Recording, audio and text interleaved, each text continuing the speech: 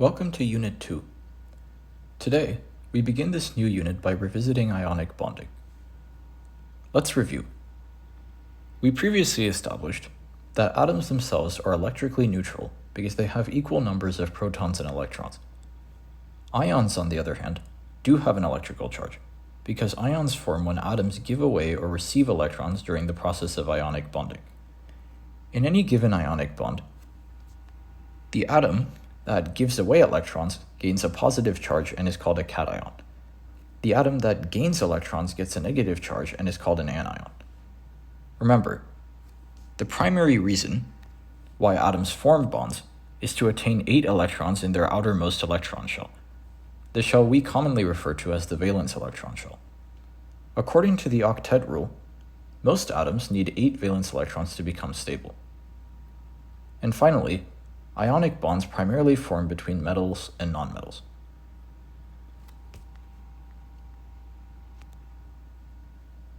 In this video, we'll dive into some of the details about the precise nature of ions and ionic bonding. Now, we just reminded ourselves that ionic bonds form between metals and nonmetals. The reason for this selectivity is because ionic bonds form between atoms with vastly different electronegativities. Metals, if we remember from our video on periodic trends, are concentrated mostly on the left-hand side of the periodic table, whereas most nonmetals are on the right. Electronegativity increases as one moves from left to right across the periodic table, so metals tend to have low electronegativity, and nonmetals have higher electronegativity. So these are the two factors which lead to atoms forming ionic bonds. One should be a metal, the other should be a nonmetal, and they should have different electronegativities. As a general rule, this means that ionic bonds form between atoms that are far apart on the periodic table. When it comes to ionic bonds, we have to remember that opposites attract. Protons and electrons have opposite charges, so they are attracted to one another, and this attraction force is what gives atoms their structure. In the same manner, cations are positively charged ions, and anions are negatively charged ions.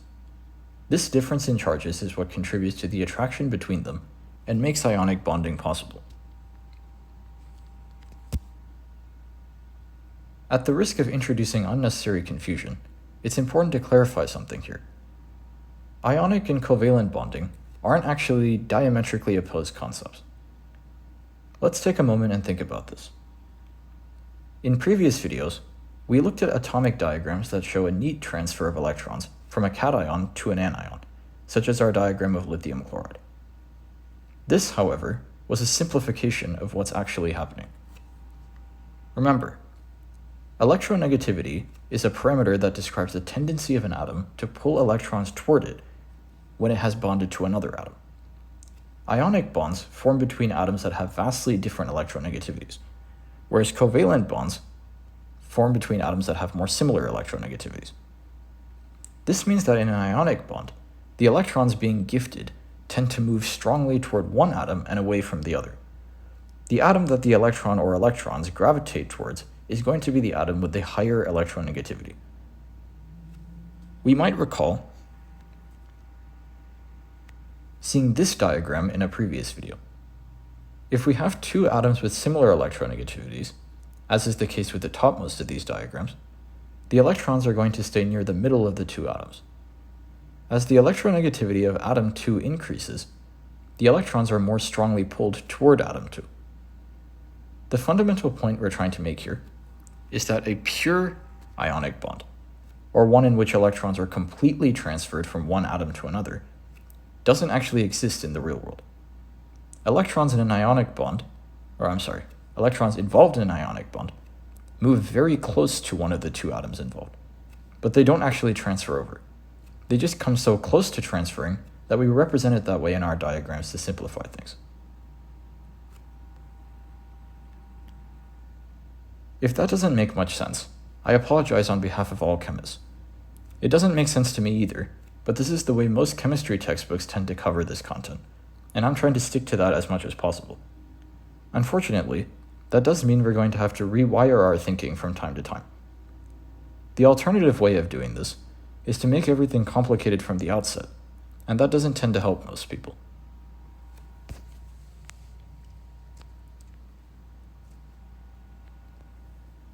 Now, as we just established, the idea of electrons neatly transferring from one atom to another during ionic bonding is an oversimplification of reality. Now, for everyone who is completely unable to make rhyme or reason out of what we talked about in the previous point, this is the major concept we need to remember. We need to remember that instead of talking about ionic bonding versus covalent bonding, it's more accurate to talk about ionic character versus covalent character. To put it another way, ionic and covalent bonding aren't a binary. They exist on a spectrum, the spectrum shown here. Bonding in which electrons are pulled very strongly toward either atom 1 or atom 2 are classified as ionic bonds. Bonds in which electrons are roughly near the middle of two atoms are classified as covalent bonds. Keep in mind that the covalent part of the spectrum can also be divided into polar covalent bonds and nonpolar covalent bonds. We'll talk about this more in our next video. For now, keep this spectrum idea in mind. This is actually one of those concepts that tends to confuse students during the transition from high school to college level chemistry, because at a high school level, most teachers tend to talk about ionic and covalent bonding as though they are diametrically opposing ideas, as if bonding exists on a binary. Once a person gets to college or university, however, they run into a professor or a lecturer who tells them that all bonds are actually covalent and that ionic bonds are just the subset of extremely lopsided covalent bonds, and they immediately get confused. Again, ionic bonds are in fact lopsided. One atom is attracting electrons much more powerfully than the other due to the imbalance in their electronegativities. The parameter that measures the degree of lopsidedness of a bond is referred to as the polarity of the bond, and more polar bonds are more lopsided.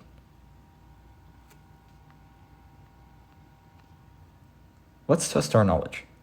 Example 1 says, comment on the differences in polarity between ionic and covalent bonds. Take a moment to think about this one.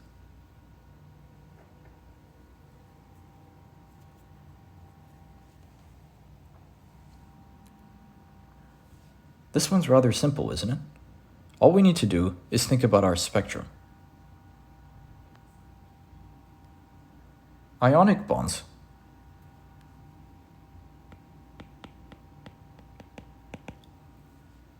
happen between atoms with vastly different electronegativities. So the electrons involved in the bond are pulled strongly toward one atom.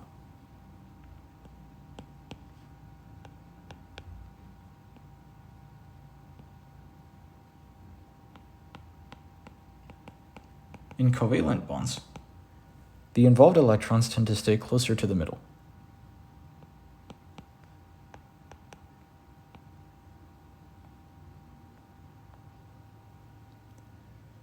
So, the difference in polarity here is that ionic bonds are more polar than covalent bonds.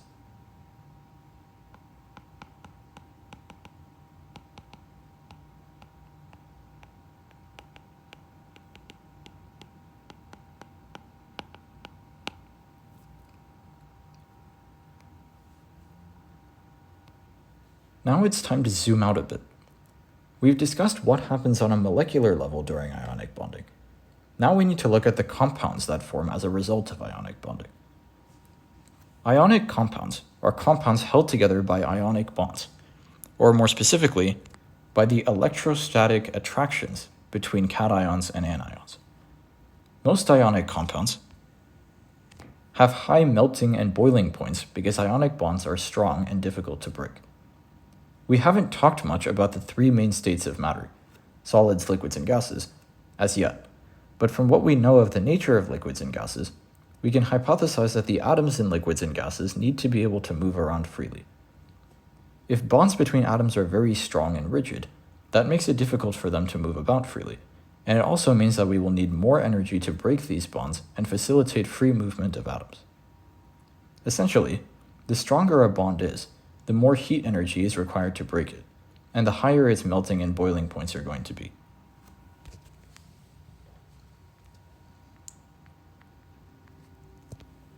Ionic nomenclature is quite simple.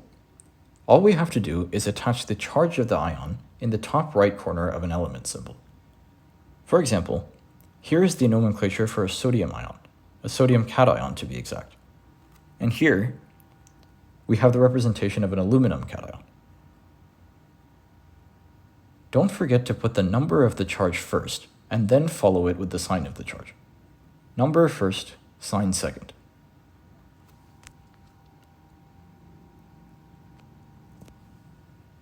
Ionic compounds naturally form what are called lattice structures. The best way to illustrate what a lattice structure is comes through looking at one. So here we are. This is a lattice structure for sodium chloride, also known as table salt. As we can see, the sodium atoms, cations actually, are drawn in red, while the chlorine anions are drawn in green. Each cation bonds with each anion in a repeating arrangement. The reason why ions arrange themselves into lattice structures is because such a structure minimizes contact between ions with the same charge while maximizing contact between ions with opposite charges. You might be getting sick of hearing it, but opposites attract. Ions with opposite charges want to be as near to one another as possible, while ions with the same charge are repulsed by one another.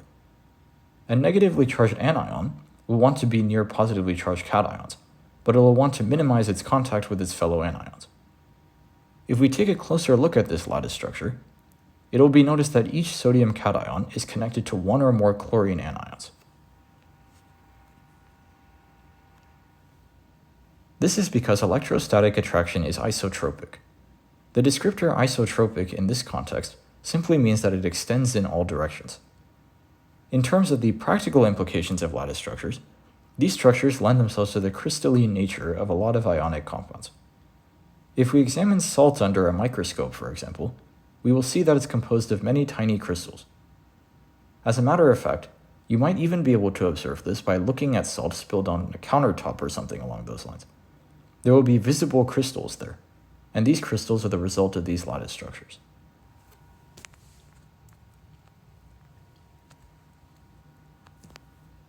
We've already discussed electron configuration in some detail, so this is just a brief aside.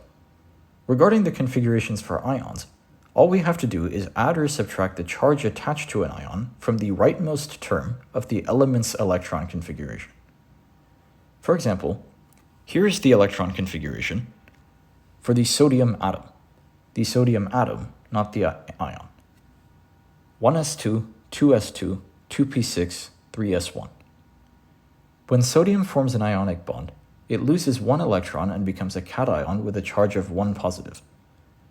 This means that the 3s1 term disappears, since that electron is transferred, not really transferred, but moved far away from the sodium atom, out. As another example, here is the configuration for the fluorine atom. As a halogen, fluorine gains a single electron during ionic bonding and gains a -1 charge. So, all we have to do is add 1 to the exponent on the rightmost term of the elemental configuration. And in this case, the rightmost term is 2p, which goes from being 2p5 to 2p6. As a reminder, cations involve electrons being given away, and anions involve electrons being acquired.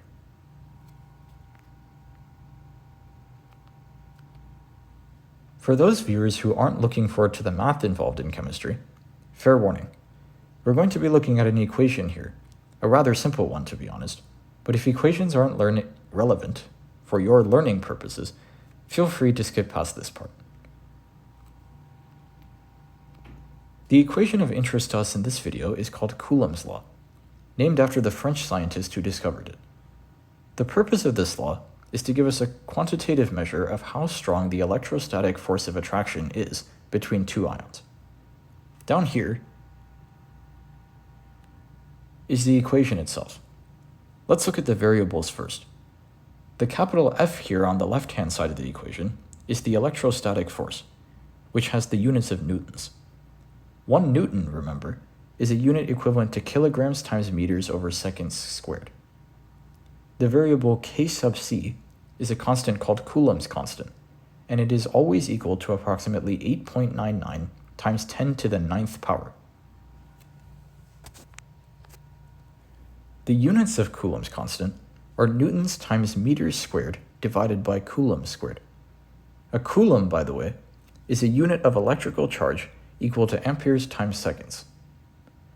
both the variables q1 and q2, which represent the charges on ion 1 and ion 2 respectively, have units of coulombs, or as an alternative, amperes times seconds.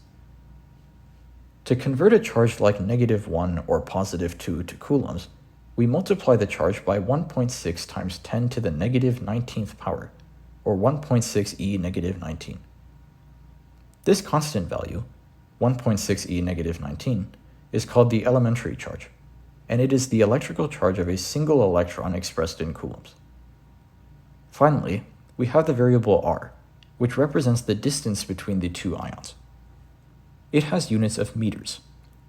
Meters, not nanometers, picometers, or other smaller units of length.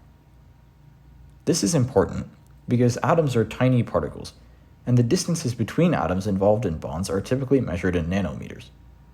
To use this equation, however, we must express the distance in meters. Remember to use scientific notation for this. We're just about to use Coulomb's law in an example problem, but first, we have to establish that if Q1 times Q2 yields a positive product, then both charges are the same, in the sense that they either both have positive charges or both have negative charges. The math is pretty self-explanatory there, I think. This situation results in a repulsive electrostatic force that drives the two atoms apart. If, on the other hand, the product of Q1 and Q2 is negative, the charges are opposite, and the force between them is attractive in nature, pulling the two ions together.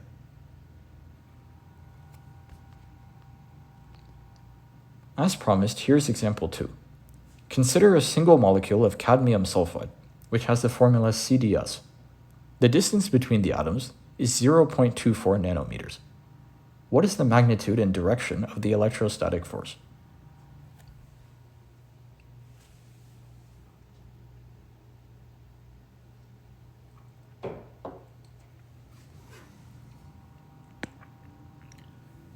Our first step is to write out Coulomb's law.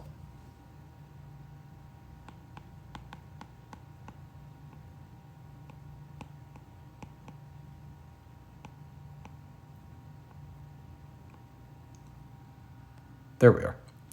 We're trying to calculate for the variable f. And we know the values for k sub c and r.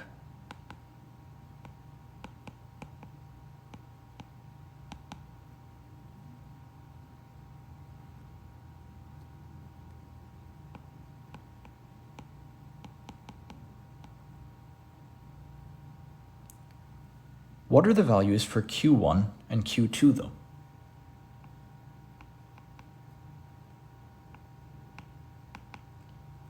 For that, we need to look at cadmium sulfide as a compound, starting with its constituent atoms.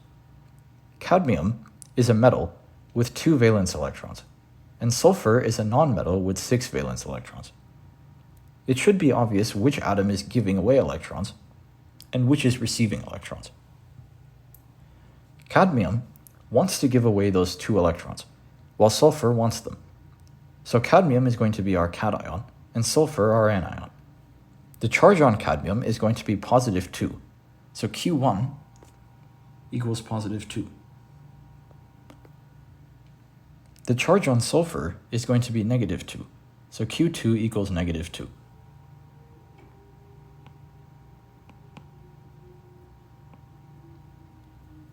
But we can't put those values into the equation, since the 2 Q variables have to be expressed in coulombs.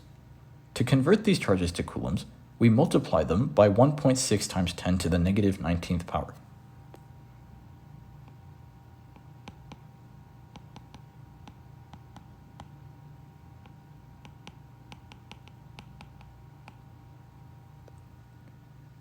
We can disregard the signs on these charges from here on out if we like.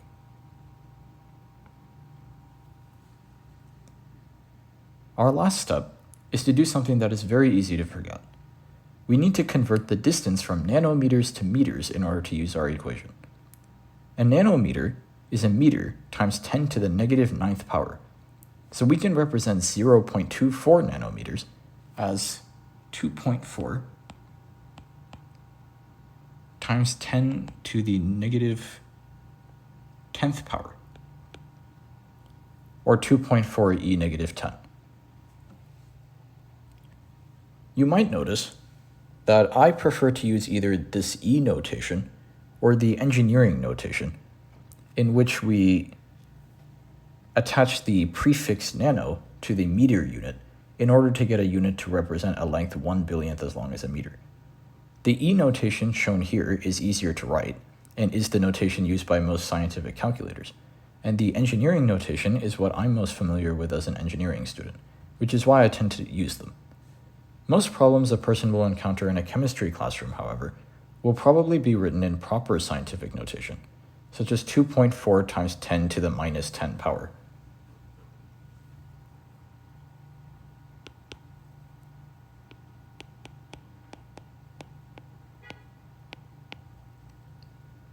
Or representing 1 nanometer as 1.0 times 10 to the negative 9th power.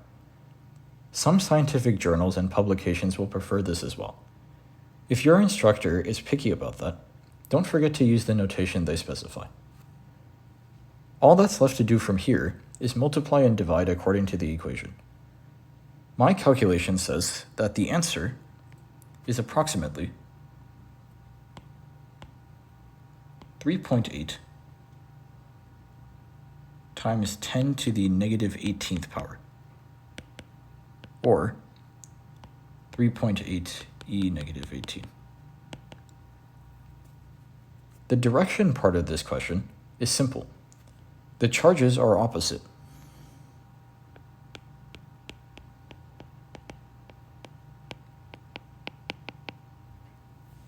The one on cadmium is positive, the one on sulfur is negative.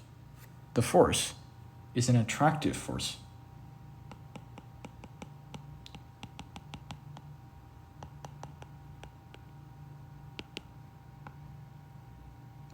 Pulling these two ions together.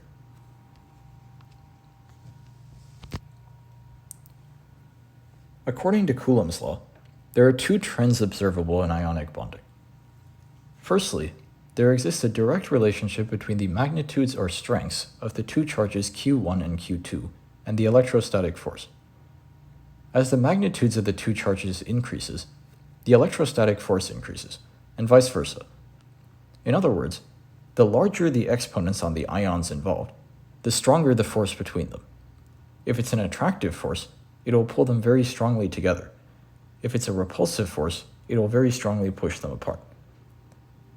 Secondly, there is an inverse relationship between distance r and the electrostatic force. As the distance between the ions increases, the electrostatic force between them decreases. Ions need to be close together for the force between them to be at its strongest.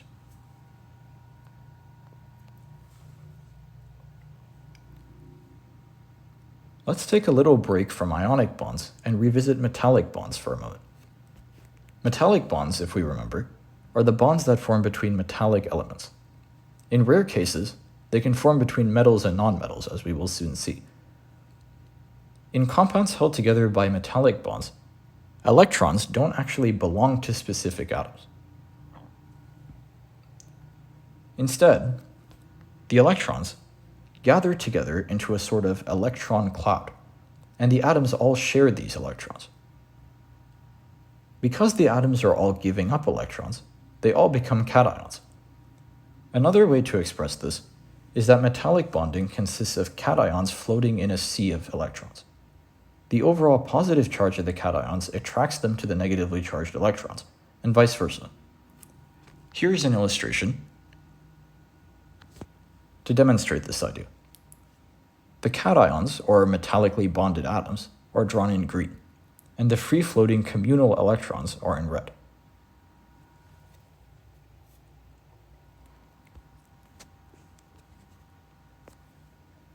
Alloys, which are metallic compounds such as bronze, brass, and stainless steel held together by metallic bonds, are usually composed of two metals, but not always. There are some cases where a nonmetal can be involved in an alloy, but the quote-unquote primary element in an alloy is always considered to be a metal or metals. There are two main types of alloys: substitutional alloys and interstitial alloys. They differ only in their atomic structure, In a substitutional alloy, the atoms of both the elements involved are roughly the same size. When an alloy forms, the atoms of metal number 2 take the places of some of the atoms of metal number 1, like so. All the atoms are actually cations, as we established a moment ago. The electrons are floating in the spaces between these atoms. An example of this type of alloy is bronze, since copper and tin, the two elements that compose bronze, are similar in their atomic sizes. In an interstitial alloy, by contrast, one element has atoms that are larger than the atoms of the other element. This means that, instead of taking the places of metal number 1's atoms, the atoms of metal number 2 occupy the places in between metal number 1's atoms. An example of this type of alloy is stainless steel. Stainless steel is essentially iron mixed with carbon. The carbon makes the iron stronger because it occupies the gaps in between the iron atoms. Atoms of iron are larger than carbon atoms, so the carbon atoms have to settle for the seats on the floor in between the chairs where the iron atoms are seated. That helps get the point across, I hope.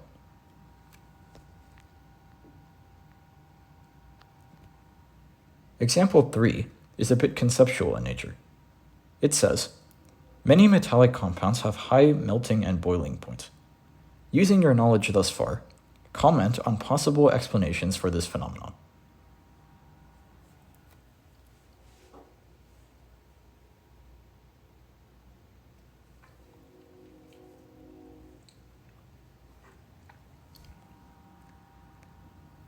When we talked about ionic bonds, we stated that the stronger the bond, the more energy is required to break it. This is why ionic compounds often have high melting and boiling points. Because metallic compounds also have high melting and boiling points, the same concept applies. The strength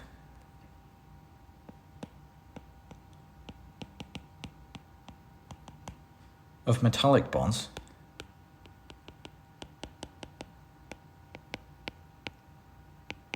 is why the compounds they create have such high melting and boiling points.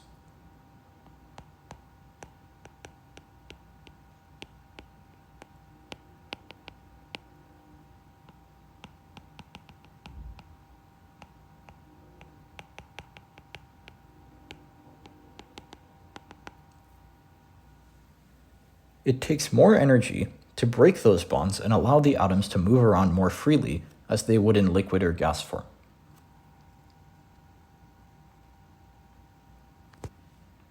We close out this video by solving a common type of problem regarding ionic bonding. A frequently seen exam question concerns guessing the formulas of ionic compounds. This is very doable with the knowledge we've been through thus far, so let's jump right in. Example 4 would like us to predict the chemical formula for an ionic compound composed of lithium and oxygen.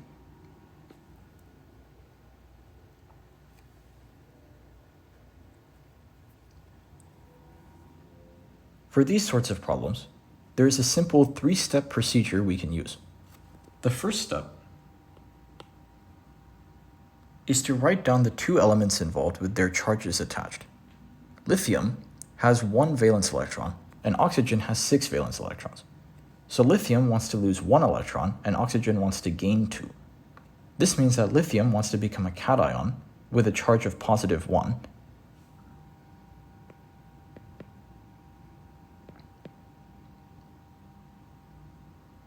whereas oxygen wants to become an anion with a charge of negative 2.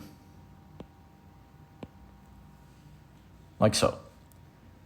The second step is to do something reminiscent of cross-multiplication. We can call this the cross-exponent method if we like. All we have to do is move the charge of lithium down to the bottom right corner of oxygen. Disregard the sign of the charge, we don't need it anymore.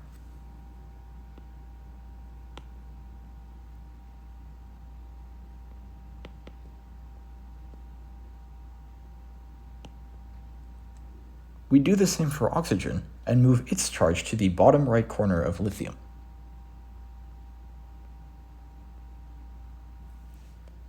It's important to remember that we don't need to write the number 1 when representing molecules, so we can erase the 1 that we move to oxygen's bottom right corner.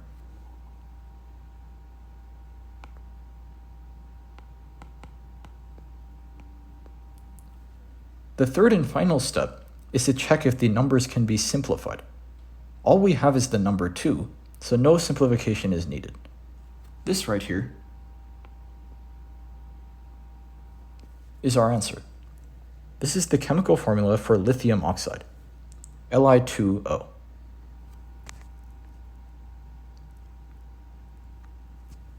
Example 5 would like us to predict the chemical formula for an ionic compound composed of lead and oxygen. Feel free to try this one yourself.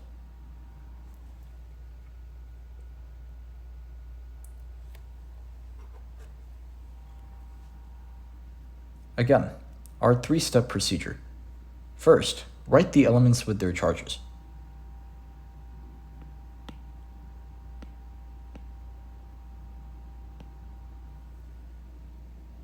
Lead has 4 valence electrons, and as the metal in this interaction, it will become a cation by giving these 4 valence electrons away.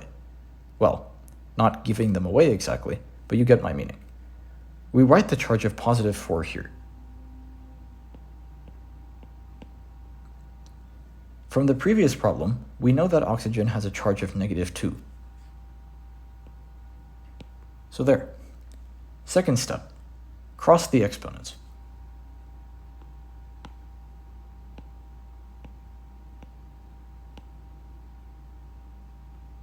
We end up with Pb2O4.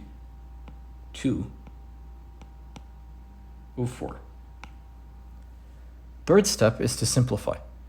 2 and 4 make a clean ratio and can be reduced to 1 and 2. The final answer is therefore PbO2.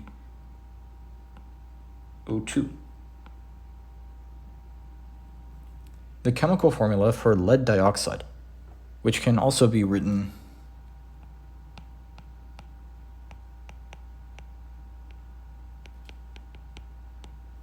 this way.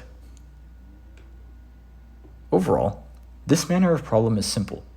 The part most people trip over is the part with simplifying the ratios of exponents.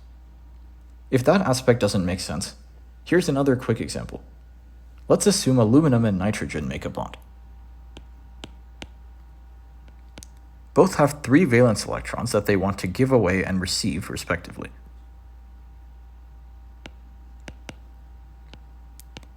After crossing the exponents,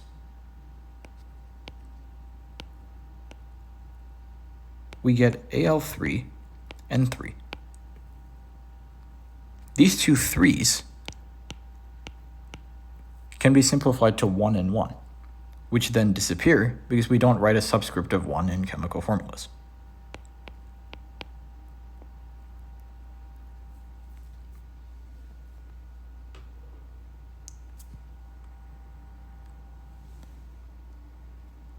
Before I announce the title of the next video, I should mention that I've made the notes for all of Unit 1 available on my personal blog, which is doubling for my personal website at the moment. The link to the webpage is included in the description below for those who are interested. I will be making these notes available each time we finish a unit. In the next video, Unit 2, Video 2, we will be revisiting covalent bonding. Thank you for watching.